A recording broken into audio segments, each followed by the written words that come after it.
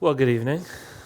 I've been asked to come here and speak about the next story, but I don't want to talk about my book. That would be very self-serving. What I want to talk about is the next story as more of a series of ideas, something that's been bouncing around in my mind for really the last few years that eventually worked their way into a book, but something that was very important to me for a number of months, a number of years really. I started thinking about this world that we live in, this strange new Facebook, email, cell phone, Twitter, blogging, internet, computer, iPad world that we're all part of. And I just started thinking about, I don't know how to live in this world. This is a new world to me. I'm not very old, but this is still a very new world to me. And I started thinking about, how do we live as Christians in this world? Maybe we're living as Christians in the last world, and we haven't yet transitioned to thinking about this world in a distinctly Christian way. Well, Jesus told us to live as Christians in this world, but he did that in a very different context, a very, very different time and place. And in the last 2,000 years, the world has been transformed again and again, and it's been transformed very often by technological innovations, by technology, whether we're talking printing press or we're talking computers. It's often technology that drives the change. In our day, we're in the midst of a new transformation. It's a digital transformation, and it affects all of us, and it affects me. I was born in the 70s, just before personal computers began to make their way into our homes. It affects my parents, people who were born in the 40s or 50s, and they are now, they were born in that world, but now they carry cell phones with them all the time. They have email addresses. They're on Facebook. So they're part of this world. And it affects my son. He just turned 11 years old. He's been born into a world where he never knows anything except computers all the time. Everywhere he goes, there are computers. He can't imagine life without computers. And so we're talking about this new world. We're talking about this next story, the story that involves all of us on some level. So here's my challenge. How do I take 2 years of study and a stack of books? I read many books on this. It was about 7 feet high, I think, when I put it all together, and then a 200-page book I wrote. How do I compress that down into about 20 minutes here? That was a challenge. Obviously, I can't do that. So what I wanted to do was just give you one big takeaway. I thought, I've got a few minutes. I can give one big takeaway here. The one thing that stood out to me more than anything else in the writing and the preparation of this book. So that's what I'm going to do. And I'd like to do it by way of just a few little vignettes, just a few descriptions of this world we live in, things you'll be able to identify with, I think. And what we're facing here in this world in the 21st century is something that's entirely new. Nobody else in all of history has had to deal with some of the things that we are dealing with at this digital frontier. No one else has had to think about what it means to have in your pocket at all times a device that can be used to access pretty much all of the world's information at once. This is a new thing. People thought that was science fiction not too long ago, and yet here are our iPhones with direct access to the whole World Wide Web. They're with us all the time. How about the challenge of taking all of our books, every book ever written according to Google, and trying to digitize them and make them available to us? Suddenly, billions of books are going to be available to us that have never been available before. What does this do to us? How does this change us and affect us? Again, no one else in all of history has had to think about this. No one else in history has had to think about an encyclopedia where we, you and I, all of us, can edit that encyclopedia. We can build it. And there's nobody there telling us what we can or cannot say. These are new challenges. So here's the one big takeaway I had in writing a book about this intersection between the Christian life and technology, digital technology, and it's this. There is a distinctly Christian way to think about technology. All technology, whether it's printing press or the iPad. And the big implication then is this, is we need to think about our technologies in this distinctly Christian way. If we're to live in this world for God's glory, we need to think as Christians. So let me illustrate this need for technological discernment, if I could, by way of a few vignettes. And we'll start with Laura Ingalls Wilder, a name that I think is probably familiar to most of you. I'm talking about the one in the books, not in the TV show. I was raised as a reader, not as a television watcher. So I'm talking about the real one who wrote books. And for me, Laura always represented a different time and a different age. She was the pioneer girl, right? The consummate pioneer. She represented this innocent age. She was a girl from a different time and a different place. And I loved those books. I wanted to live in her time. They sounded so romantic. And yet, you know what happened? It's interesting, is Laura really came to live in our world. She was born in 1867 in a little log cabin out on the American frontier, just at the end of the Civil War, and just after 2 years after the age of Lincoln came to an end, she was born there in the wilds, on the frontier. She would cross the nation before railroads were built across the way, and so she went across by covered wagon just a few miles a day. She and her family settled on Indian land. Well, it was still Indian land, and they were actually kicked off of that land. She is America's pioneer girl, and people continue to be so interested in her on that basis. But here's the thing, Laura died. Have you ever thought about this? Laura died in 1957. 1957 was the year that the Soviet Union launched a satellite into orbit around the Earth. It was the year that the Boeing 707 took flight, one of the first jet planes, the one that really ushered in the age of jet travel. This was just 4 years before humans orbited the moon. It was just 12 years before America landed a man on the moon. So the pioneer girl died in the space age. You ever thought about that before? In 90 years, the world went from covered wagons to jet planes. It went from steam engines to rockets in just 90 years. And here we are, 55 years later or so after Laura died, and it would take hours and hours, it would take days for us to recount all of the major technological marvels that have come our way even since she died. The pace has not slowed at all, the pace of change, and in fact, I think the pace is actually increasing. We're going now from one thing to the next, to the next, in this sort of exponential way. Things are increasing so fast that as soon as we get used to one thing, something else jumps in to take its place. If you think you saw a lot of change, or if you think there was a lot of change in her life in those 90 years from the steam engine to the rocket ship, just imagine the child who's born today or the child who was born 10 years ago. Imagine what life will look like by the time that child hits 90 years old. I don't think we'll even recognize this world. So there's our first little vignette, just a little snippet that illustrates the pace of change, the historical pace of change. Let me move to another one. This one's about Encyclopedia Britannica. And when I was a kid, I wanted Encyclopedia Britannica. I was that kind of a kid, I suppose. And you know Britannica, right? That huge 32-volume set. It would stretch from here to here, 32 volumes just packed with information, 65,000 articles about everything, right? 4,000 experts got together to write this thing. And if you wanted to read about the Masters tournament, well, Arnold Palmer was the one who wrote that article. They'd call in experts to write the articles on certain topics. Everything was all thoroughly fact-checked. It was, if Britannica said it was true, it was true. This was a definitive source of information. When I was a kid, there were other encyclopedia guys who would be selling World Book or something else. I wanted Britannica. This was the Cadillac. This was the one. Well, encyclopedias seem a little bit quaint today, don't they? The encyclopedia salesman hasn't knocked on your door for a long, long time, I suspect. In fact, if you go into Google and you type in Encyclopedia Britannica, what's going to pop up? Wikipedia will be there. And so here we have the new and the old, or the old and the new, as it may be. And it's interesting, if you go into Google and you start typing in theological terms, things that are very, very important to Christians, go in there sometime and type God or baptism, justification, Christianity, salvation. Almost all the time, your first source of information will be Wikipedia. Now, Wikipedia is an encyclopedia as well, one that was begun in 2001. It's a crowdsourced encyclopedia, an online one. Anyone can add, anyone can edit, anyone can remove. It's wide open to all of us. Britannica had 4,000 editors. Wikipedia has 1 billion or 2 billion or however many use the internet today. Any of us can edit it. Many of us do. It has 15 million articles right now. Britannica had 65,000. Wikipedia has 15 million in 240 languages. And only now are we starting to see that growth level off a little. Still, there's many articles being added every day. Every minute, there's new articles being added. It's consistently one of the most read sites on the internet. Millions of people visit it every day. Two encyclopedias, two very, very different views on authority. Britannica represents the old world, the print world.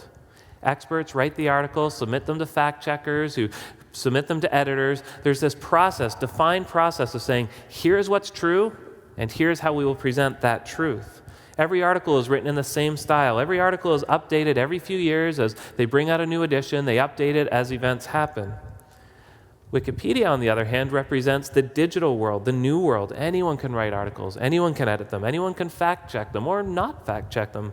What is a fact anyways? By whose standard? On whose authority? How do we decide what is true in that online encyclopedia? Well, at the heart of these two encyclopedias is a very important issue.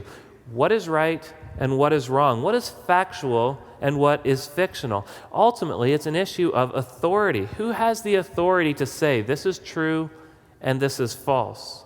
And on what basis can he make that kind of a judgment?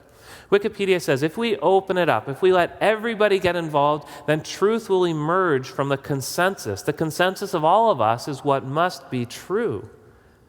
If you're Reformed here, if you're a Calvinist and you're thinking total depravity, immediately see a big hole in the middle of that idea. Accuracy comes from consensus? I don't know about that. Britannica says that accuracy is in the realm of the expert. We turn to the experts and they will tell us what's accurate. So which is true? That Wikipedia model, that wiki model is now spreading. It's gone into dictionaries now. Defining words has become crowdsourced. Even medical knowledge now, a lot of it is crowdsourced. It's even spreading to theology. When it comes to a definition of justification, who do we trust? Who is going to tell us what justification is? Should we leave that out? The group of us together can go online and together we'll come up with a definition. Or do we need experts to help us come to that definition? Do we turn to the theologians, those with training, those who have gone through seminary, those who have studied all the way through PhDs? Who is going to tell us what's true about justification? Today's students no longer go to Britannica, they go to Wikipedia. You and I go to Wikipedia. We can't help it. As soon as we Google something, as soon as we search for it on the internet, there it is, telling us what's right and what's wrong. Well, you've probably heard the old phrase, the medium is the message. That was Marshall McLuhan who coined that phrase. And what he meant to say was that the way we learn things is really as important as what we learn. Now, he overstated his case. He overstated pretty much everything he said. But here's what he was saying. The way we learn is very, very important. And so if we're learning from an old version of an encyclopedia, we're learning from the Britannica model, or we're learning from the Wikipedia model, the way we're learning has every bit as much importance as the information we actually draw out of those sources.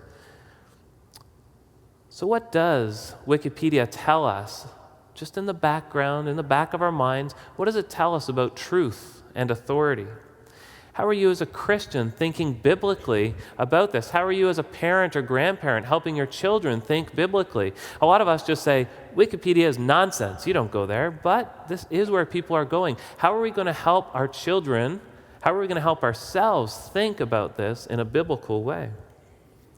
So there are two little vignettes, and a moment ago I told you there's a distinctly Christian way to think about technology, any kind of technology. And let me give you just a brief outline of how a very brief outline of a theology of technology. And it all begins with God's act of creation, his creation mandate. God created the world and he made us in his image and gave us a mandate to go into the world and to exercise dominion over it. We were to have dominion over all life, to go into the world building families and culture and civilization. This was our mandate, our charge, to rule this world for his glory. And to do that, we would have to rely upon innovation, upon technology, right? We could not do God's mandate, we could not perform his mandate if we didn't invent, if we didn't come up with new ways of exercising dominion over this world. But then sin interfered. Adam and Eve ate of that fruit. They were led astray, and the whole world changed. And suddenly this was no longer a world under our control, but it was a world that fought against us in every way. Everything in the world was subject to the curse. And that includes the things we make. That includes technology. In a perfect world, every invention, every technology would only ever be used for good purposes. We could invent nuclear fission and nothing would ever go wrong with it. Nobody would ever turn it into a bomb and drop it on a city. Nuclear fission isn't an evil technology, but it certainly can be put to evil use. The iPhone in your pocket is not an evil device. Your iPhone isn't evil, but you can sure use it for evil purposes if you're checking email for the 55th time in an evening and ignoring your family, or if you're using it to browse the web looking for pornography. It can be used for evil. So there's a couple things you can think about at this intersection of technology and theology. It's a starting point for that theology of technology. Let me outline it again. Point number one, technology is a good and God-given gift. Technology allows us to imitate God. It allows us to serve God in shaping His creation for good and noble purposes. Number two, technology is subject to the curse, and we need to keep this one in mind. Technology is subject to the curse. So our technology can be used to honor God, or it can be used to compound our rebellion against Him. It can be used to draw our hearts toward God, or it can be used to draw our hearts away from God. And what's remarkable is that it can do both these things in the same use. We can use it in such a way that it'll do two different things. In one way, it'll draw us towards, and in another, it'll draw us away. And so it's how we use technology. It's the way we use it that determines, are we using it for a good purpose? Are we using it for a noble purpose? Are we carrying out God's mandate, or are we destroying God's world? So technology in the big picture is good. We don't have to be Luddites. We don't have to run away from it and just say, that computer stuff is junk. No, we have to live in this world. Technology is good. It is a good thing.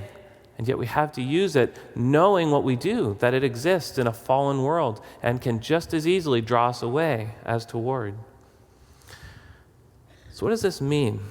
We as Christians need to use technology, and we need to use it well, but always we need to be wary of it. And we tend to just jump on the greatest, the newest and greatest thing. We hear about this new iPad and we just want it so much. We have to be very, very wary of it, trying to understand, what will this do to my life? What is this doing to my heart as I think about this new thing? Let me give you one more little vignette, another snippet from the digital world. And as you think about spiritual realities, think about our near total dedication to screens. Before the mid-1940s, there were really very, very few screens in society, right, in our world. They existed pretty much only in cinemas. You'd go off to the cinema, you'd watch a movie, and that's where you would have a screen. But then television was invented, and screens began to migrate into private homes. In 1946, 0.5% of American households had a single screen in the home. They had a TV screen. Times have changed. Just think about that. For thousands of years, we had no screens whatsoever. Thousands of years of human history, there were no screens at all in the world. And then suddenly, we have, how many screens do you have in your home? 5, 10? Who knows? Between TVs and computers and phones and even your GPS, there are screens all around us. Well, there's a screen up there, and it's interesting to look out and see how many eyes are up there on the screen. We're drawn to screens. We just can't help but look towards them. Think about these statistics. The average daily screen time right now for an 18-year-old is about 8.5 hours a day. The average daily screen time for mom and dad, in case you're feeling proud, is 9.5 hours.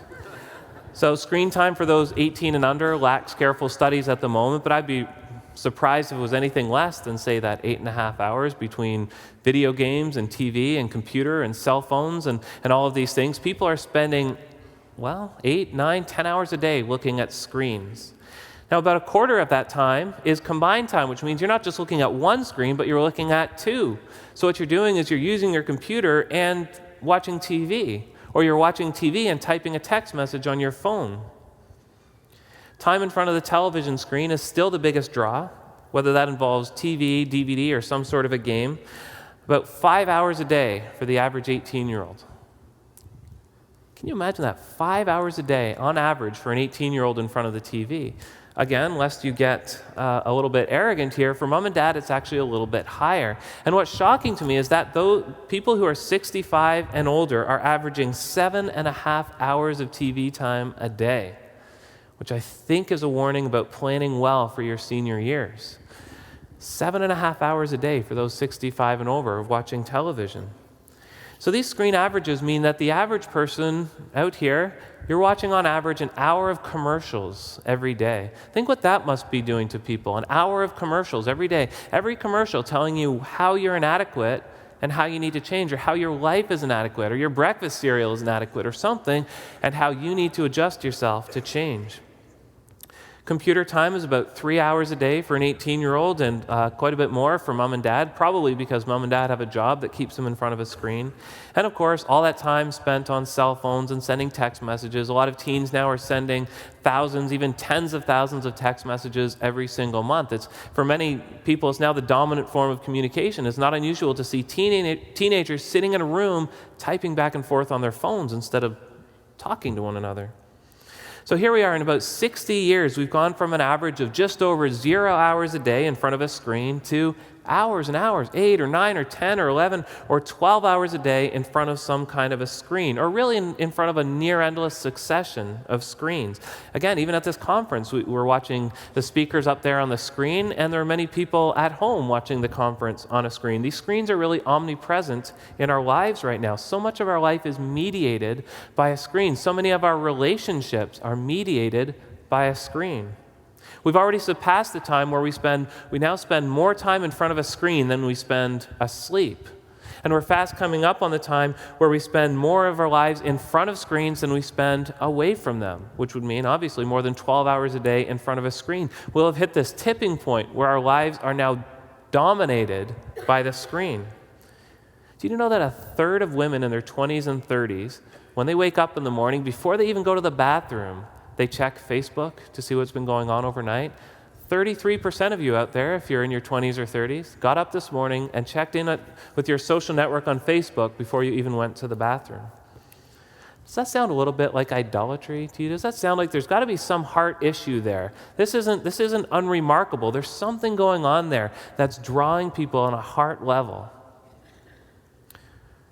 It also makes me wonder, what were they doing in that time before Facebook came along? Most people have only been on Facebook for a couple of years. So all those hours they're putting into it, where was it taken from? What were they doing first thing in the morning before they checked in with Facebook? Christian women were reading the Bible and praying. So what does this mean? What does this mean to us as individuals? What does it mean as families, as churches? It must mean something, right? We can't go from a point where there are no screens in our lives and then within 60 years introduce them so now they're a dominant form of media in our life. That has to mean something. But what? Are we prepared? Are we equipped to think through how that changes us? We are shaped by those media. We are shaped by screens. Again, not just by what we see on them, but by the fact that we spend time looking at them. What is that doing to us, and how can we think about it in a Christian way? So there you've got 3 little vignettes, just 3 little slices of life here at the 21st century, at the dawn of this new age. And what we as Christians need to know, what we need to understand, what we need to believe, is that we can think about all of this as Christians. We can apply the Bible to all of this. Now, of course, people would say, well, hold on a second. The Bible was written thousands of years ago, and it was written in a day where people didn't even write. It was passed orally from person to person. Then eventually it was written on scrolls, and then it was printed, and now it's heading towards the digital. But what could that book teach me about life with an iPad, or life with an email address, or Facebook? And yeah, the Bible was written in a very different time and place. It was written at a time when bronze spears and paved roads were near miraculous inventions. It seems very old-fashioned today. But you know what? This doesn't make the Bible irrelevant at all, does it? The fact is, the Bible has this long track record of guiding people from that day through the print age, through the writing age, now into the digital age. It's that very long time the Bible has been guiding us. It's been giving us biblical wisdom. It's been teaching us how to live in this world. It gives it credibility. The Bible can help us understand how to live in this strange, bizarre, new world that we find ourselves in. Again, that Bible was first passed by word of mouth. Eventually it was written. Then it was printed. And now many people are experiencing it in the digital. It won't be long before you can't buy a Bible on paper anymore. Maybe another decade or two. Everybody will be reading it on some kind of a device. It'll still be the Word of God. It will still guide us. It will still have the Holy Spirit convicting us through it. In fact, this Bible needs to guide us. We have no choice. We got no choice. There's no going back at this point. We won't ever get rid of all these screens. We won't get rid of the internet. The internet is really just becoming part of who we are. We don't even really think about it anymore. It's just part of our world. It's not going anywhere. We have no choice but to live in this world. The question is, How are we going to live in this world in a way that honors and glorifies and serves God? How are we going to live in this world in a distinctly Christian way? We need to write this next story, and we need to write it for His glory. Thank you.